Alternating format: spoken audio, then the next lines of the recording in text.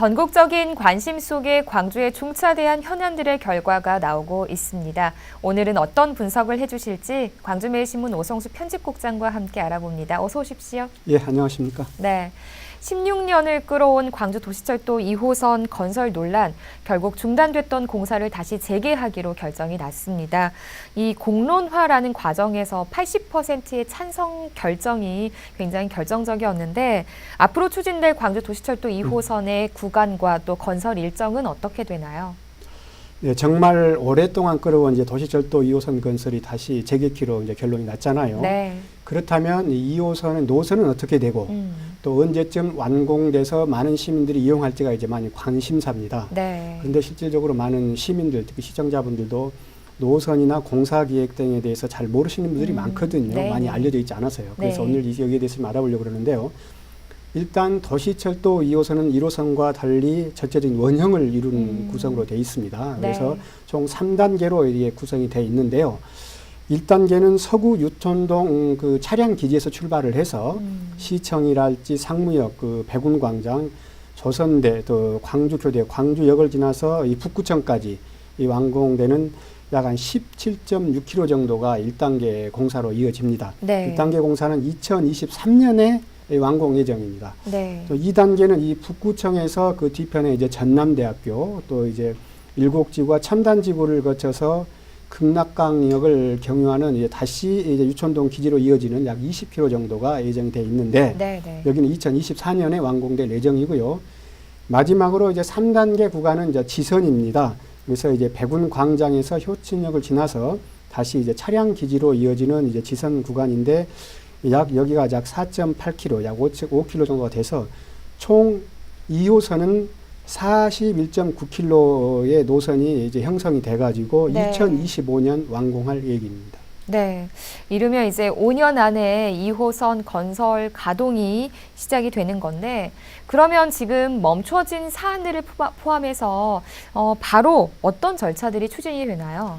네, 이제 신속하게 이제 추진될 이제 움직임이 보이고 있거든요. 네네. 일단 2호선 이제 실시 설계 용역이 1단계 같은 경우에는 하다가 중단된 상황이었거든요. 1단계는 약 83%, 네. 2단계는 10%가량 이제 진행되다가 사실 이제 논란이 돼서 멈춘 상태여서 네네. 바로 이 실시 설계 용역이 이제 재추진될 것으로 보이고요.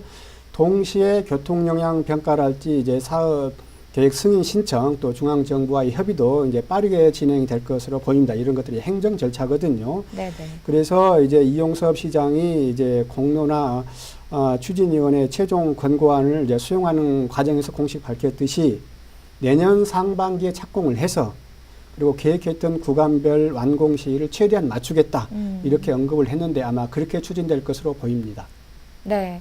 늦춰진 만큼 속도감 있게 추진을 하겠다라는 건데 2호선 건설 추진에 어려움들은 없을까요?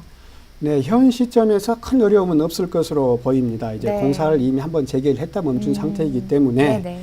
다만 이제 공사 재개까지 이제 과정에서 허비한 시간이나 이 비용 상당히 많이 있었거든요. 네네. 그래 그것도 행정력 낭비도 이런 책임 논란도 없지 않아 있었을 것이고 또 이미 착공한 그 사업을 뒤집고 이제 공론화라는 과정을 이제 거치면서 생긴 이제 행정의 그 신뢰도 이런 숙제도 좀 부담으로 좀 작용을 하는데 이런 것들이 좀 부작용이 있을 수가 있지만 네. 큰 문제는 되지 않을 것으로 보입니다. 그런데 역시 이제 가장 큰 문제점 중에 하나라 그러면은 이제 1호선에 있어서 고질적인 문제점이 하나가 이제 적자 또 탑승률 네. 이런 것들이 문제가 되는데 2호선 건설 추진에 있어서도 이런 고민이 좀 필요할 숙제다 이렇게 생각이 듭니다. 네. 방금 말씀하셨던 것처럼 이 공론화 단계에서부터 반대의 가장 큰 이유가 아무래도 경제성 문제였거든요.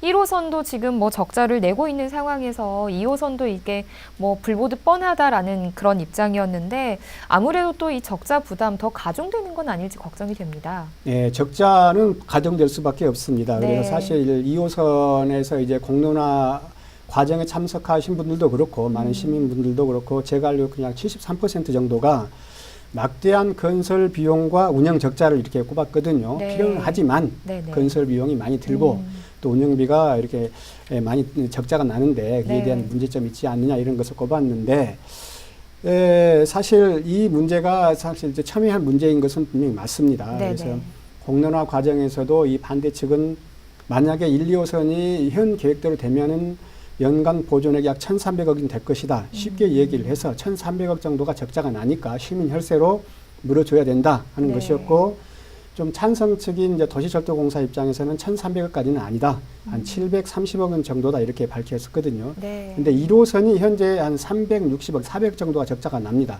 하루에 1억 정도가 나거든요. 그래서 이런 상황에서 2호선이 이제 개통이 돼도 일정한 그 적자는 불가피한데, 제가 생각하기에는 730억 이상은 되고 1,300억 미만은 돼서 그 선에서 좀 나지 않을까 하는 생각이 드는데, 이런 것들에 좀 대한 대책도 좀 세워야 되겠고요. 또 주요 관공서와 대학 등을 이제 순환하는 장점들이 있잖아요. 네. 그리고 1호선과 연계된 이제 환승의 장점들을 최대한 활용해서 이 복합적인 상승 효과를 이제 기대할 수밖에 없다. 또 기대해도 된다. 저는 이렇게 전망하고 있습니다. 네.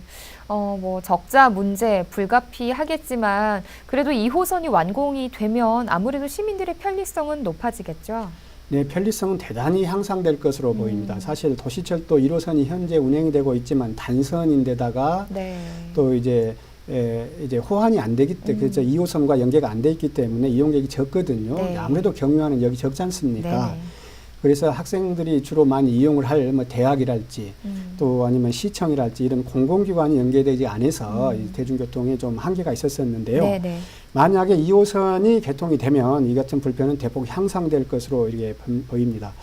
그리고 또 특히 이제 일곡이나 첨단 수안지구, 첨단 지역 이런 주민들 같은 경우는 거기에서 뭐 광주 도심으로 나오거나 상무 쪽으로 나오는데 굉장히 좀 교통이 불편하거든요. 네. 이제 뭐 버스 노선밖에 없고 네, 버스도 네. 이제 좀 많이 이제 순환해서 돌아오는데 여기에 상당히 그 큰 효과가 개선 네. 그 단축 효과가 예상이 됩니다. 따라서 해당 지역의 그 상권 개선도 기대해 볼 수가 있고요. 이런 점을 감안을 했을 때 이제는 소모적인 논쟁을 끝내고 이제 지역민의 의지를 모아서 2호선 개통에 좀 의지를 갖고 좀 힘을 모아야 되지 않을까 이렇게 봅니다. 네. 시민들의 공감대를 토대로 재개된 광주 도시철도 2호선 건설, 이제는 지역의 화합과 발전의 순환선이 될 수 있기를 좀 기대해 봐야겠습니다. 자, 다음 소식입니다. 이번에는 뭐 북구청이 단호한 결정을 내렸다라는 소식인데요. 부정수급자 발본 세권이라는 강도 높은 표현이 있었습니다. 어떤 내용인가요? 네, 정말 좀 강도 높은 표현이죠. 네. 그 북구가 이 복지 재정을 갉아먹는 부정수급자를 발본세권하겠다 이렇게 캐치프레이를 내걸고 네. 대대적인 이제 대책을 세워서 추진 중인데요. 네네. 쉽게 얘기를 해서 이 복지에 대한 중요성이 커지면서 이제 혈세가 허투루 사용되는 것을 막겠다 하는 의지로 보입니다. 네.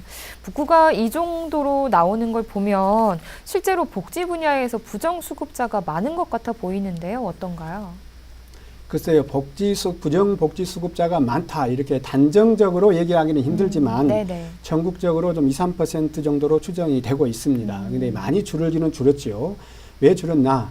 예를 들어서 뭐 보건복지부 사이트라고 하는 복지로라는 사이트가 있거든요. 네. 또 사회복지통합관리망이 이제 행복이음 시스템 이런 여러 가지 전산관리 프로그램들이 이제 2중, 3중으로 이제 필터링을 하면서 상당히 부정수급자에 대해서 많이 걸러내는 효과를 보고는 있습니다만 네. 여전히 부정수급자가 있는 것도 사실입니다. 그런데 이 북구 같은 경우에는 전국의 228개 자치단체 가운데 사회복지지수가 상당히 높거든요. 네. 62.6%. 반면에 이제 재정 자립도는 이제 26%로 상당히 낮은데, 다시 말해서 재정 중에서 북구가 쓸 예산 중에서 복지로 차지한 비중이 70%에 육박을 합니다. 쉽게 얘기하면 1억 예산이 있다. 그러면은 7천만 원 정도가 네. 고정적으로 네. 이제 복지 비용이 들어간다. 그러니까 아마 이런 것들을 좀 감안을 해서 다양한 이제 복지 대책을 추진하는데 이 일환으로 추진된 것으로 알고 있습니다. 그런데 이제 뭐 의도치 않은 부정수급도 발생할 수 있다고요? 예. 이게 무슨 의미냐면은요. 이제 부정수급자가 두 가지 유형이 있습니다. 의도적으로 부정을 수급하는 그런 못된 이제 형태가 있고요. 네네.